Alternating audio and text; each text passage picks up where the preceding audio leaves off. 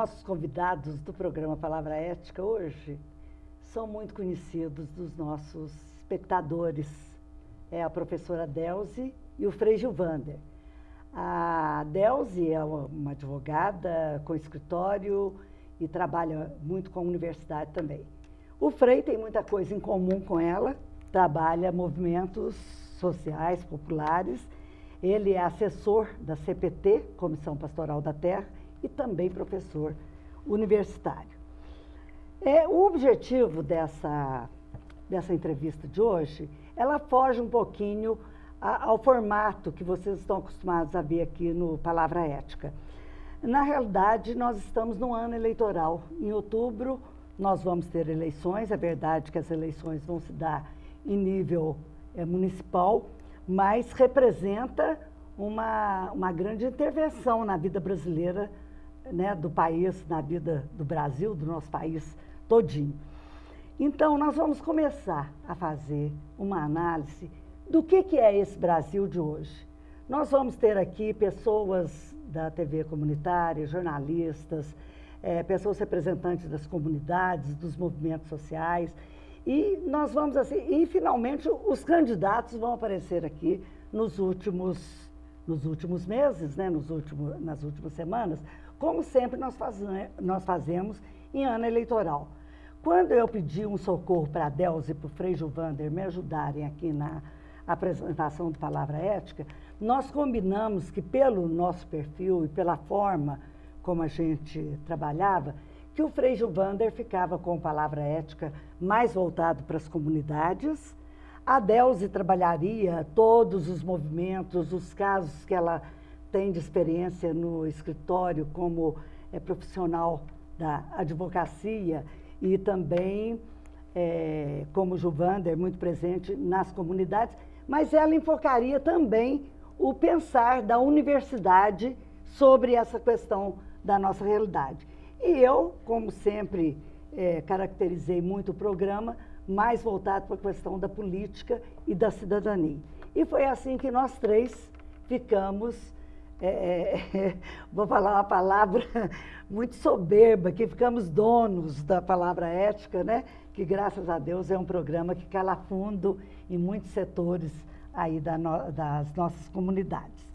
Bom, então hoje nós vamos fazer uma análise da realidade brasileira, né, na experiência que cada um de nós temos.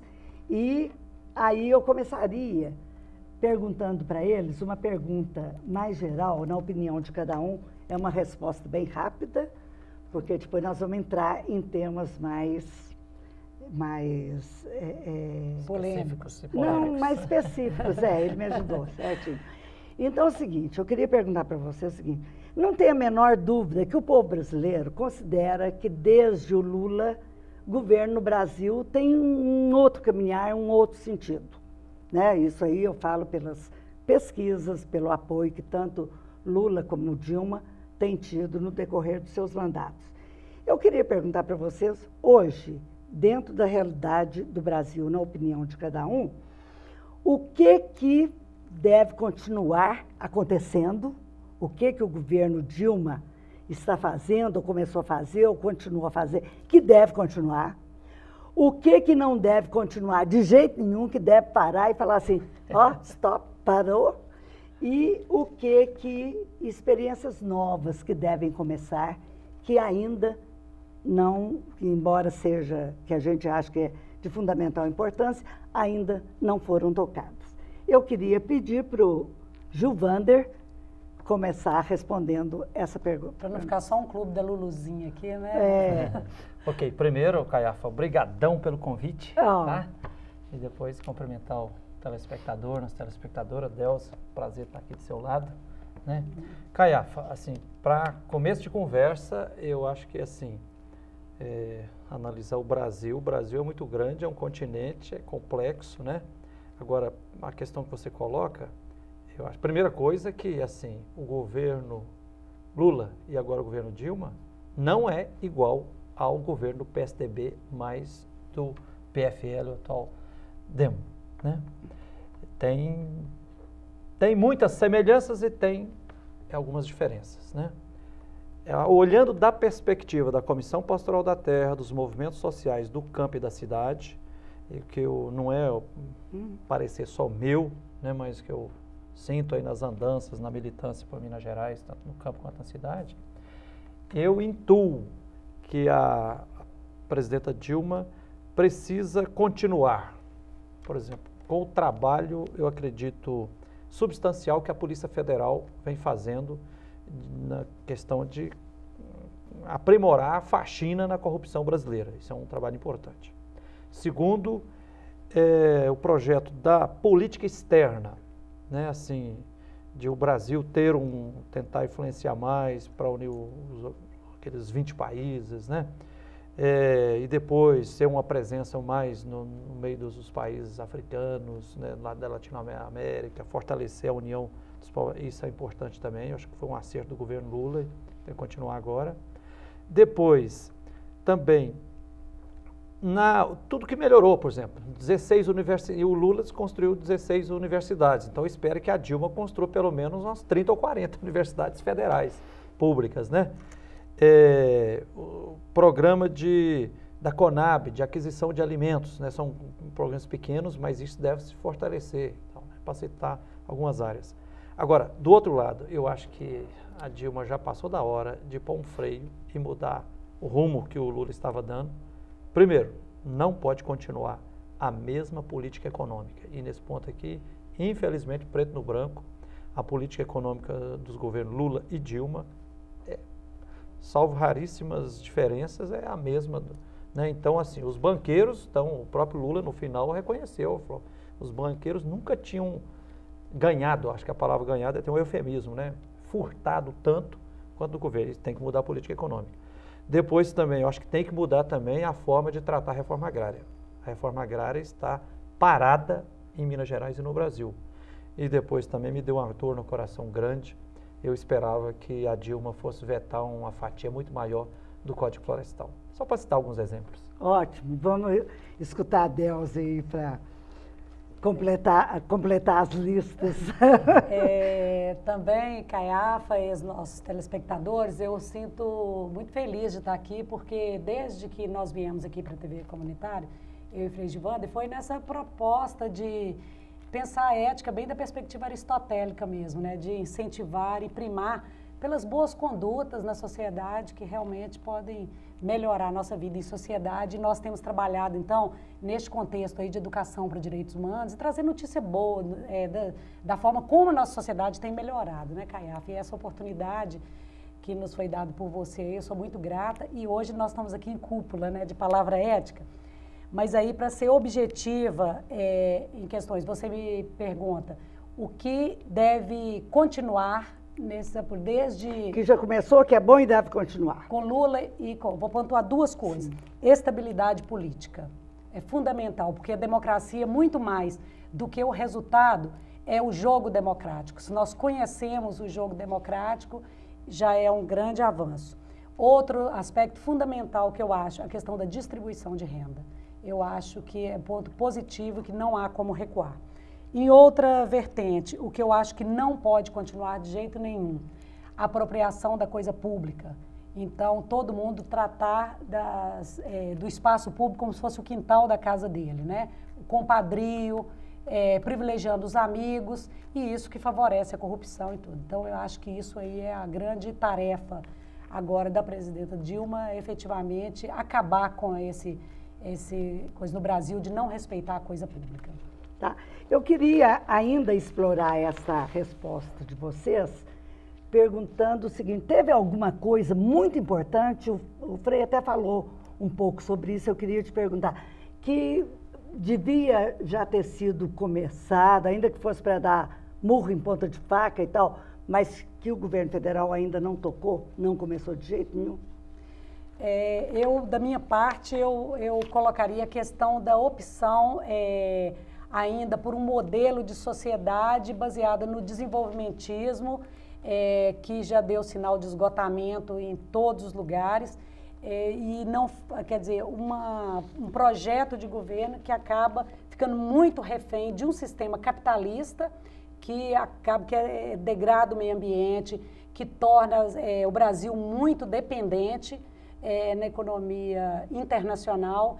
Então, eu acho que um governo realmente popular, ele deveria, hoje, a gente ter mais autonomia, não ficar tão dependente do capitalismo internacional, meros exportadores de matéria-prima. Nós vamos sustentar essa crise que não, quer dizer, a crise não chegou no Brasil, a crise que estamos vivendo na Europa. Mas até quando? Uhum.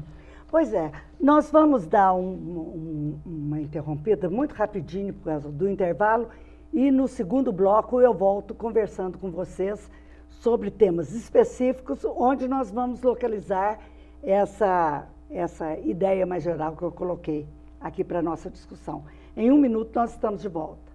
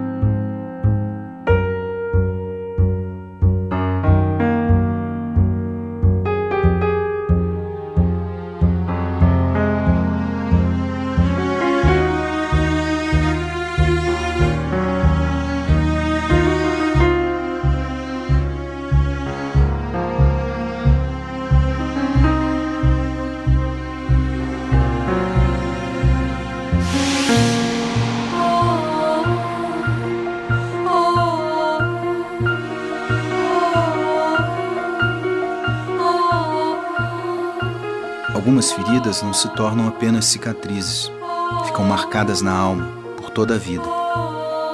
Ajude a proteger nossas crianças contra a violência doméstica.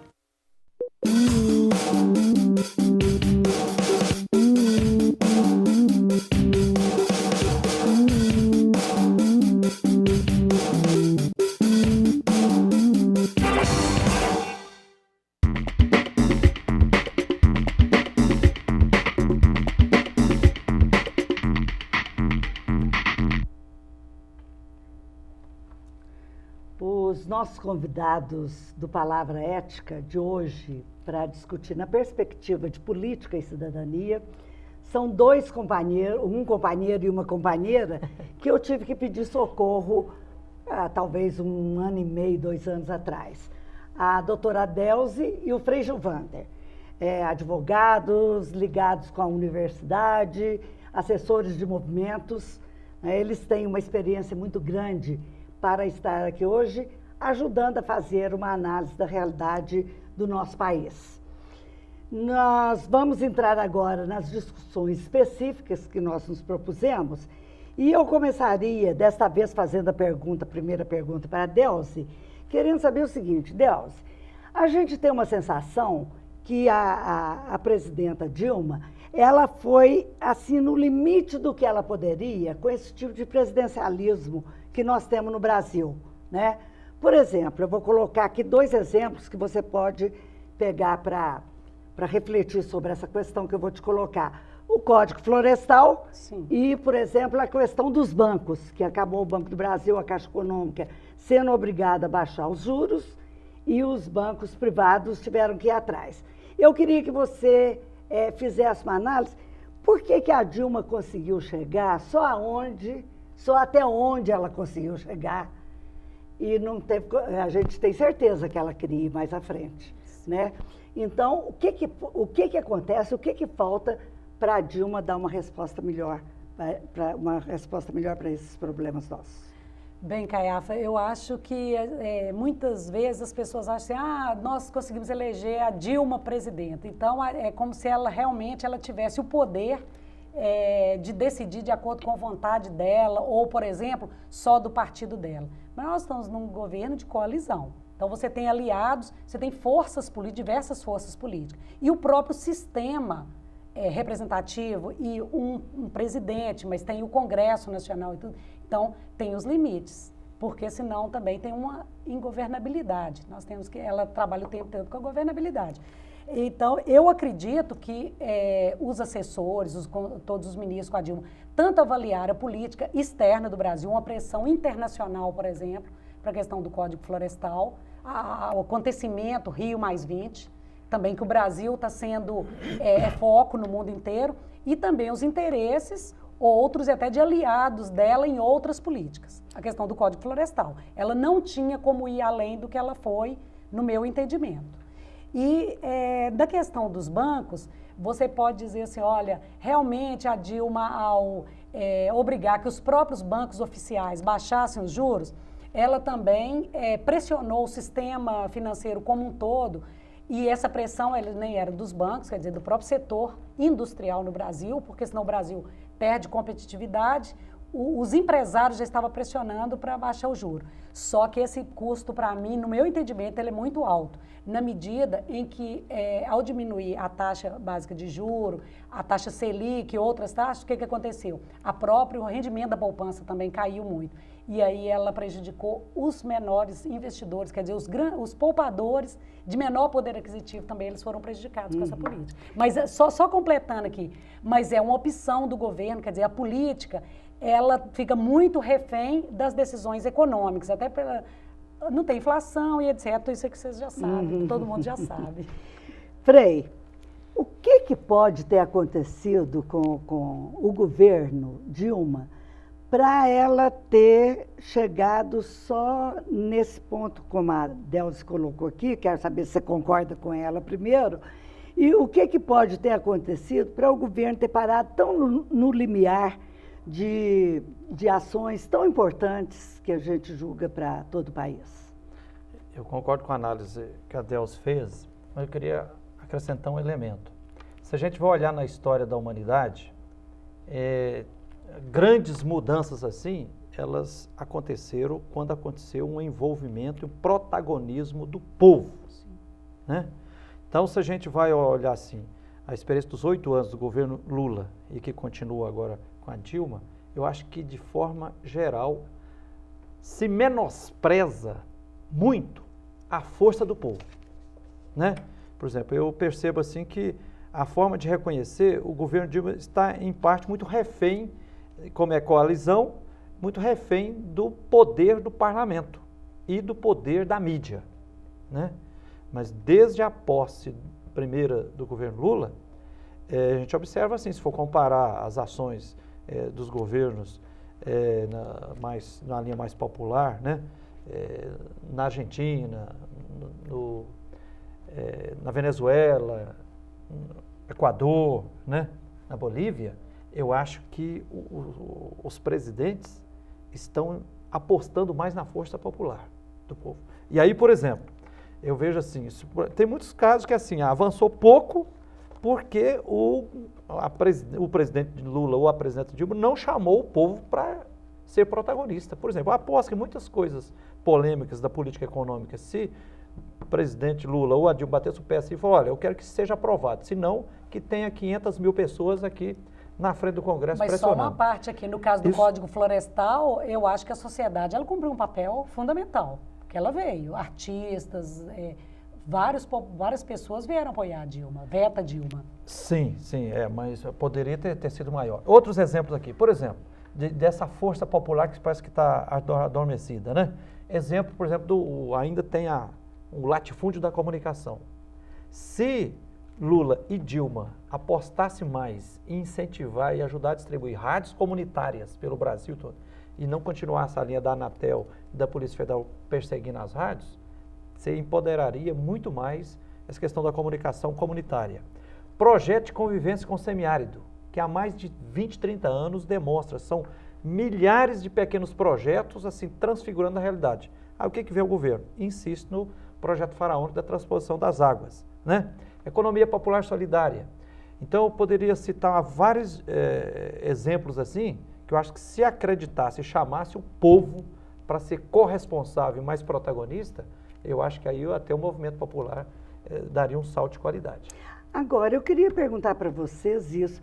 Por que será que nem o Lula nem a Dilma, na opinião de vocês, não chamaram o movimento popular? Por exemplo, Para resolver a questão de rádios e TVs, tem o processo de concessão, que nós sabemos que há muito tempo no Brasil tem sido uma moeda de troca. Haja visto o governo Sarney, né, que a resolução dessa questão da governabilidade é feita nessa troca de favores. O que será que acontece, então, com o Lula e com a Dilma? Porque a gente tem certeza que eles poderiam contar mais com o apoio do povo, que apostou neles também. Caiafa, só dá só mais um pitaco aí. Eu sinto o seguinte, hoje, ultimamente, nos últimos anos, estou me seguindo por uma matemática. Eu acho que o governo na sociedade, o poder de fazer as coisas acontecer, hoje está 90% a 95% na política com P maiúsculo. E na política partidária, na democracia representativa, só uns 5% ou 10%. Né? Então, assim, eu acho que são vários fatores, mas um dos erros foi tanto a sociedade, os movimentos populares e também o PT acreditou em demasia na força da política representativa. Eu acho que se nós estivéssemos acreditando mais na força da política com P maiúsculo, né, de continuar apostando que tem que ser no reunir, organizar os pobres e o povo, tem que ser protagonista, tem que ser sujeito e ir lastrando e tudo para que as reivindicações, as pressões estejam em todos os cantos e recantos, em todas as bases, eu acho que isso criaria um lastro social, mas tanto nós, do lado da sociedade, quanto o governo acreditou mais na força da política representativa, que é uma força muito limitada, eu acredito só de 5% a 10%. Eu acho, Caiafa, quanto a isso, que a gente volta naquele velho dilema, reforma ou ruptura. Então, quer dizer, nós estamos numa zona de conforto, se você quer saber. Quer dizer, o Brasil está praticamente com pleno emprego, com a quantidade de dinheiro, financiamento externo e do próprio BNDES para os investimentos de Copa e de um monte de coisa.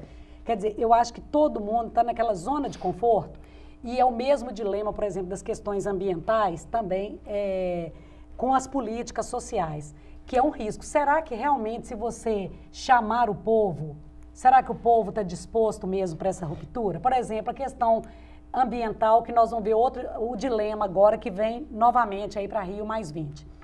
Quem vai pagar a conta, por exemplo, da degradação ambiental? São os ricos que já desenvolveram um processo de industrialização e deram vida boa, né, o estado de bem-estar social, e os que estão em desenvolvimento. Eles falam, mas agora que chegou o nosso momento de desenvolver, nós vamos ter que pagar essa conta? Vocês que têm que pagar a conta, países ricos. Então, acho que mesma coisa a história com os pobres. Você chega para os pobres e fala assim, olha, não cabe mais carro na cidade, porque ninguém está conseguindo andar. Aí o pobre chega e fala assim, mas agora que chegou a minha hora de ter meu carrinho popular, é que vocês falam que andar de carro é ruim? Eu também, que chegou a minha vez, eu quero andar de carro, entendeu? Então, eu não sou psicanalista, Só que ele não vai andar, vai ficar engarrafado, não vai andar. Sim, então você que sempre andou de carro e continua andando de carro, você vai chegar para a pessoa e vai falar assim, não, ande de ônibus. Então, eu acho que nós perdemos a moral, certo? E perder as condições políticas de fazer, eu acho que esse momento de ruptura, ou essa oportunidade de uma ruptura para radicalizar mesmo. Então, eu também não sei. Por isso que eu comecei aqui falando que eu acho que é um ponto positivo, é exatamente essa estabilidade política. Ainda dentro de um processo representativo, não estou ficando conservador, não, eu sou radical, entendeu? Mas eu não vejo, dadas as condições hoje, para realmente nós rompermos com esse sistema que está colocado aí. Eu não acredito que a Dilma tenha condição de fazer. Talvez nós vamos ter que ainda ou sofrer muito mais ou conscientizar muito mais para que a gente possa chegar nesse momento de ruptura. Um fato interessante que vocês colocaram aqui, que eu vou pensar aí da ideia, é que, por exemplo, a questão ambiental tem uma resposta maior. Você vê, ainda que não seja aquela prática que você gostaria no seu ideal, né? Sim. Mas você vê, as pessoas hoje estão preocupadas de tomar as menores atitudes em relação ao lixo, a não sei o que e tal.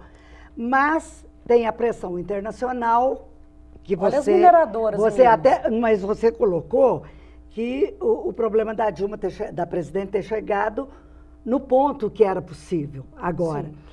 Será que em outras áreas da realidade nós poderíamos esperar uma mobilização mínima que fosse, como nós temos na questão ambiental, na questão da economia, por exemplo.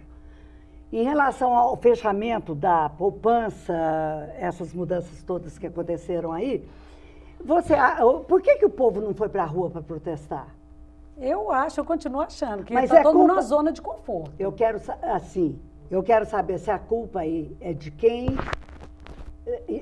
tem nas mãos a elaboração das políticas públicas ou se é da outra parte que está numa zona de conforto. Ô Caiafa, eu acho que até a questão principal não é um bode expiatório ou quem que é o responsável pela culpa. É complexo, né? Mas, por exemplo, assim, eu acho que assim, o grau de sedução da propaganda, né? Que eu acho triste, eu acho que para as próximas gerações, tentar fazer inclusão a partir do consumo é uma fria, é tiro nos dois pés. Então as próximas gerações vão pagar. Por exemplo, nós estamos no meio de uma automovelatria, de carrolatria, né? E quem analisa isso, só eu, naquele grande, o Zygmunt Bauman, aquele sociólogo polonês, tem mais de 10 livros publicados no Brasil, aí a Sociedade Líquida, dizendo, olha, as próximas gerações já estão hipotecadas. Né? Quer dizer, a atual geração, nós estamos consumindo a cota da atual geração e dos próximos filhos, netos e bisnetos. Há 30 anos atrás, a regra era economizar. Hoje é comprar no crediário e com isso quem está ganhando é a turma do cartão de crédito e são os banqueiros. Então, assim, eu acho que na própria questão que é um erro grave. Só pegar, porque é uma visão romântica também. Então, assim, fechar a torneirinha, cuidar dos bichinhos. Então, ficou assim, essa visão romântica e assim, é muito trabalhada pela mídia, pela grande mídia. Mas quando você pensa em radicalizar, por exemplo, vamos pensar um aspecto. A questão dos carros. Hoje nós sabemos, por exemplo, que nós não temos mais como sustentar uma política de transporte ou de acessibilidade, uma pessoa em cada carro. Mas quando, por exemplo, o governo federal, ele reduz o IPI, o que ele está incentivando? O consumo de mais carro. Agora, se você pensar, nós retiramos dinheiro público, porque o IPI é arrecadação de tributo. E os empresários, quanto que eles deixaram de ganhar? Quanto de dinheiro, de riqueza está sendo produzido no Brasil para a Fiat, por exemplo, na Itália?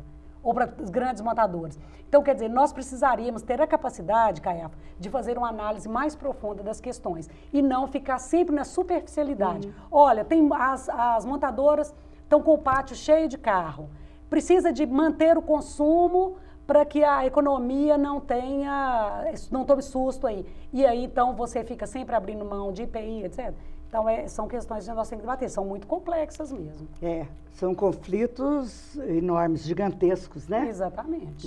Então, gente, eu vou ter que agradecer a vocês essa participação, esse programa tão rápido, né? Tanta coisa para a gente discutir.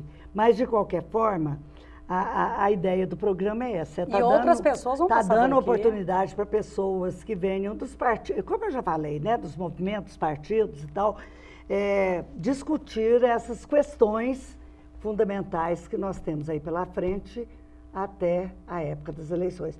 Eu queria agradecer muito a participação de vocês. Nós que agradecemos. E espero encontrá-los aqui outras vezes, porque toda vez que eu tiver necessidade, eu vou pedir socorro para vocês. Continue contando conosco. E nós vamos te convidar também para vir, para nos ceder uma entrevista contando conosco, aqui. Pois é. Agora tem muita efervescência social, né? Isso é esperançoso também, né? Vamos ver.